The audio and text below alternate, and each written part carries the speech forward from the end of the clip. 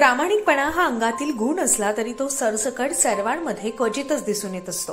तात्पुरत्या फायद्यासाठी अनेक लोक प्रामाणिकपणाचा गाशा गुंढावून ठेवत आपले हेतू साध्य करत असतात, परंतु याला काही जण अपवाद देखील ठरत असतात।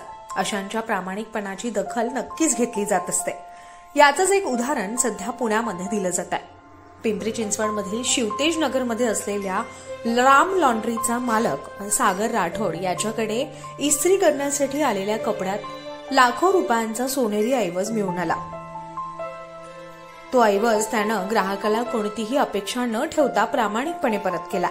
हा ऐवज म्हणजे 7 ते 8 तोळे वजनाचे आणि सुमारे 4 ते 5 लाख रुपये किमतीचे दागिने असल्याची माहिती नंतर समोर आली। मात्र तोपर्यंत या तरुणानं दागिने जपून ठेवले होते आणि त्यानंतर ते दागिने परत देखील केले। पिंपरी चिंचवडमधील संजय खोराटे यांच्या मालकीचे ते दागिने होते। कपडे इस्त्री करण्यासाठी राठोड यांच्याकडे त्यांनी दिले होते। त्या कपड्यामध्ये दागिने नजर चुकीने आले। राठोड यांना ते पाहिल्यानंतर ते दागिने खोराटे यांना परत केले। राम लॉन्ड्रीचा मालक असलेला सागर राठोड यानं हे प्रामाणिक कार्य केल्यानं त्याचं सर्वत्र कौतुक होतं। हे दागिने ज्याचे होते त्या खोराटे कुटुंबांनी देखील सागरचे आभार मानले। या सर्व प्रसंगामुळे प्रामाणिकपणा हा सर्वात मोठा दागिना असल्याचं पुन्हा एकदा अधोरेखित झालं।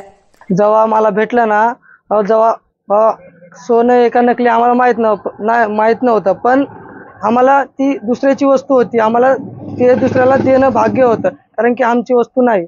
मग आम्ही ते तसं घरी ठेवलं होतं। तेव्हा ते सकाळी आले मॅडम, तेव्हा त्यांना आम्ही रिटर्न दिलं। ते दागिने इस्त्रीला गेले होते।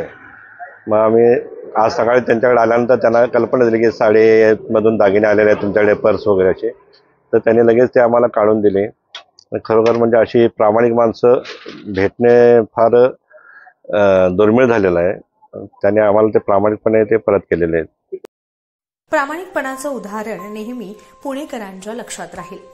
Shivani Dhumal, news 18 local, Pune.